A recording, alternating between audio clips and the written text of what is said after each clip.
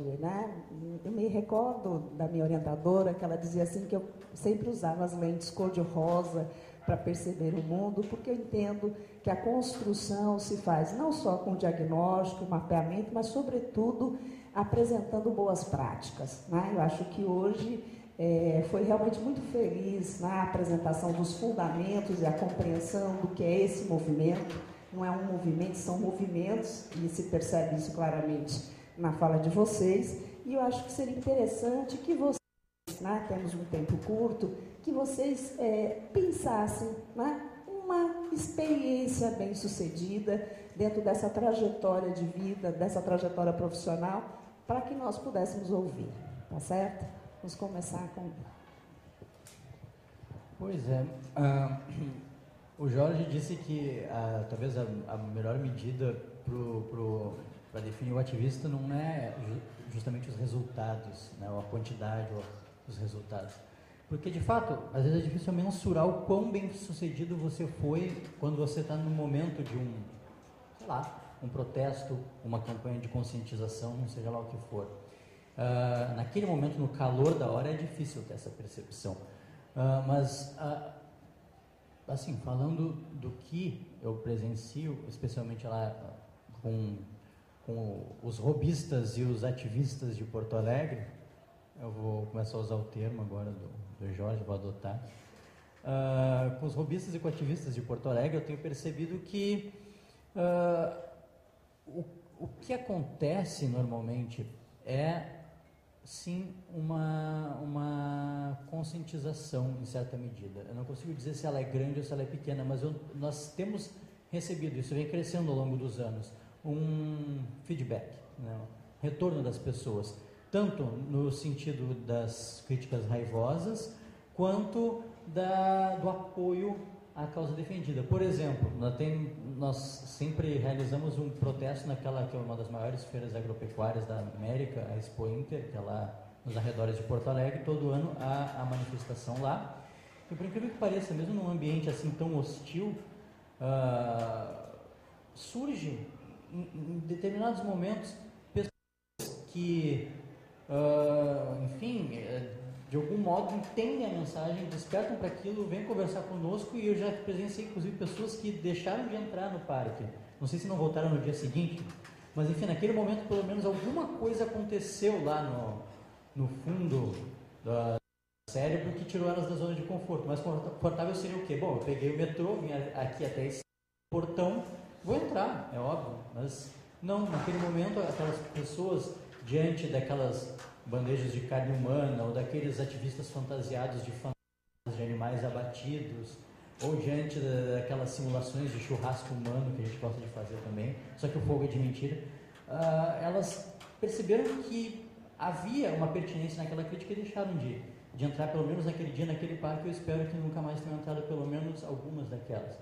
Nós temos também lá, nós mantemos uma banquinha que é parecida com o bar do Jorge, lá do pessoal do Vedas, que é justamente um espaço de diálogo com as pessoas na rua. Fica na feira, no meio de uma feira, e as pessoas passam ali o tempo todo, conversam, nós distribuímos material informativo, vídeos, todo o nosso arsenal. E é interessante como realmente eu vejo que pessoas ali se tornaram vegetarianas ou veganas, ou até mesmo ativistas, a partir do contato com o público.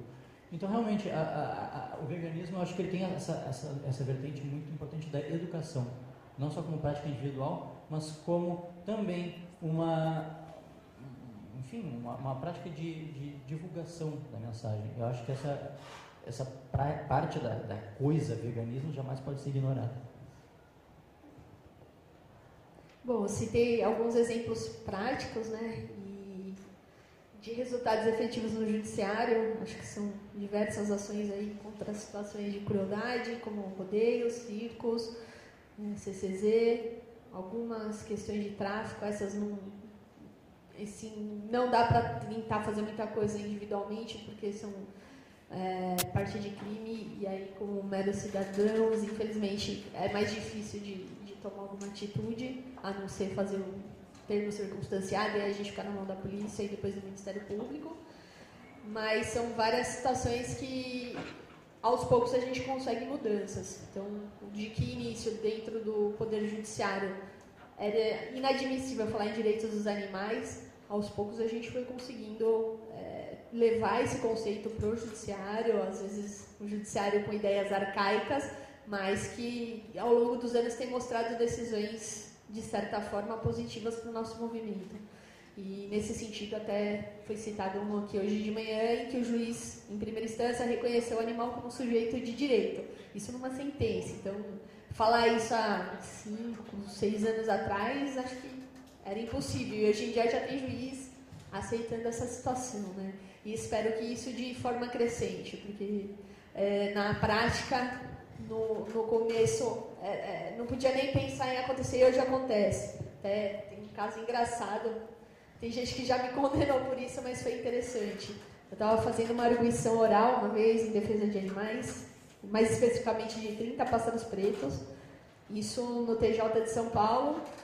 Os desembargadores estavam meio que de cabeça baixada. Normalmente eles ficam, né? A arguição oral, eles já têm o voto pronto, eles não estão muito aí, porque o advogado está falando, mas enfim. Eu senti que aquele era o momento de eu tocar de alguma maneira aqueles senhores. E pela falta de atenção, eu peguei minha OAB. Vou ter que contar, né? Falei, senhores, se eu estou aqui fazendo um mero papel de atriz para mim mesma, não me interessa. Eu acho que o importante é passar o que de fato eu estou defendendo aqui. E se os senhores não vão ao menos prestar atenção na nossa arguição, eu acho que de maneira alguma, de utilidade nenhuma, tem essa minha OAB.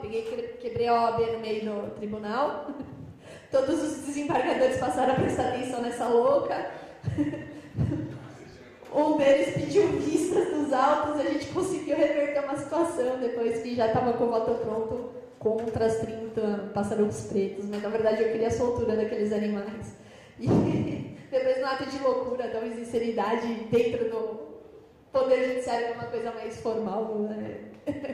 Mas deu certo. Então eu incentivo a todos que busquem sim essa luta, não perdendo a cabeça, mas às vezes tomando uma atitude com a voz um pouco mais impostada e acreditando naquilo. E também sabendo o que você está falando, né? Não basta ir com impulso. Acho que estudar faz parte muito também. Encontrar um embasamento jurídico correto é perfeito, acho que é necessário.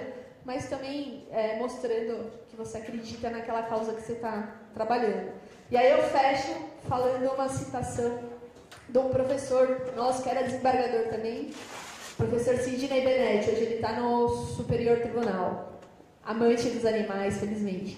Ele falava assim: se um dia eu precisar de um advogado na minha vida, eu não vou querer aquele advogado que tem o nome e tal, mas que fica trabalhando nos bastidores. Eu vou querer aquele briguento mesmo, que vai, conversa com o juiz, arruma uma briga, no bom sentido, e que acredita naquilo que está fazendo, que eu sei que aquele não vai desistir até o último momento ali. Então, acho que sermos pequenos guerreiros do direito é algo muito necessário. A ideologia é forte, o conhecimento tem que ser forte, e acho que os dois é o resultado efetivo para os direitos dos animais.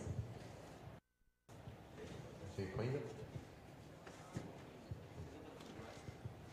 Bom, os resultados, como eu falei antes, se a gente for pegar algumas pequenas vitórias que já teve no Veras, ou que eu já tive mesmo antes do Veras, são pequenas. Né? Aquela que se aplicou a 20 animais, a 100 animais, apesar de ser importante para aquele indivíduo animal que foi beneficiado, é insignificante enquanto o movimento, mas é importante como vitória, né? Como perceber que as coisas estão mudando e criar o argumento para poder dar o passo adiante. Mas aquelas que mais me tocam são justamente aquelas que eu fui saber muito tempo depois, né? Que essas você pode depois extrapolar. Então, já faz uns 2 anos esse, mas eu recebi um e-mail dizendo que tinha lido uma entrevista minha em 2001 na revista Capricho. A menina tinha 17 anos na época, e então já fazia aí uns 7, 8 anos, e que por isso ela decidiu se tornar vegetariana e foi estudar nutrição. E agora temos uma professora que foi estudar nutrição e é professora, é coordenadora de uma universidade lá em Blumenau. uma coordenadora vegetariana no curso de nutrição, o que há também várias outras portas para o tema lá dentro. Eu dei uma entrevista para a revista Capricho, provavelmente eu dei muita bola na época para essa entrevista. E isso é simbólico porque a gente pensa daí quantas outras pessoas puderam ser tocadas simplesmente a gente se fazendo presente, né? Fazendo presente ou fazendo o trabalho, nem sempre trabalhar presencial, mas fazendo o trabalho. Que acho que 90% do sucesso, né, alguém já disse isso, é estar presente, é estar fazendo. Então não precisa medir. Né? Essa pessoa foi me contar 7 anos depois, e quantas outras pessoas não podem ser tocadas pelo trabalho que não sou nem eu que faço, mas que aqueles ativistas que apoiam, atuam nas ações do Vedas se dispuseram a fazer, porque eu junto com outras pessoas criamos a estrutura, a possibilidade para isso. Né? Então, será que eles já também, esses ativistas que estão lá na rua operando um projeto que foi criado por mim em conjunto com outras pessoas, vão entregar o panfleto na mão de uma pessoa que vai se tornar um líder, que por causa daquilo, né, vai se tocar e vai se tornar um líder de um outro grupo que vai inspirar, por sua vez, centenas de pessoas. Então, são esses resultados dispersos assim, que mais me tocam. Né? Quando a gente vê que o movimento ele se reproduz, né? ele cresce, e é assim que ele persevera. A perseverança é o que é importante, e essa reprodução, né, essa ampliação é muito importante. Quero finalizar com uma história que acho que tem a ver com isso da minha exposição. Eu escutei isso uma vez numa palestra da presidente da PETA, Ingrid Neuker, com todas as críticas cabíveis à PETA, mas nada contra a pessoa dela, e acho que a motivação dela são admiráveis, independente dos métodos que podem ser criticados. Por isso eu vou citar, né, ela conta que ela faz uma analogia, né, que haviam pessoas, um grupo, uma cidade, que foram sequestradas por extraterrestres, né, eles começaram a abusar dessas pessoas, não falavam a língua delas, foram todas colocadas em grandes caminhões e começaram a ser transportadas, né, sem saber para onde estavam indo, mães separadas dos filhos, mas faz com os animais, né? Perguntavam, mas esses seres extraterrestres não sabiam responder, até que numa parada durante o transporte, a porta se abriu, uma pessoa conseguiu fugir, né, escapar, viu o caminhão indo embora, e ela, na empolgação de voltar e contar para o mundo inteiro o que estava acontecendo naquela cidade, como é que ninguém estava intervindo, né? Cadê o resto do país, o resto do mundo, que não sequer talvez sabia do que estava acontecendo, e foi pensando em como é fazer isso, mas chegou em casa, precisou tomar um banho para se acalmar, daí foi ler uma revista e ligou a televisão, e um amigo bateu na porta e ela esqueceu. Que é o que muitos fazem, né? A gente vê, tem contato com a situação, sente raiva, inspiração, indignação, o que seja, e vai para o trabalho, vai beber com os amigos e esquece, né, desses bilhões literalmente, que são explorados e mortos, abusados a cada ano. Então, não se esqueça.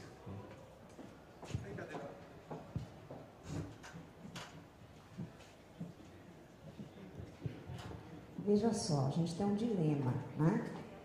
Gostaria muito de abrir para discussão, mas a gente tem aqui uma programação. Então, eu vou, por uma questão democrática, consultar os senhores, né? Se a gente abre né, para uma pequena discussão, ou se eu os convido para a próxima palestra, né?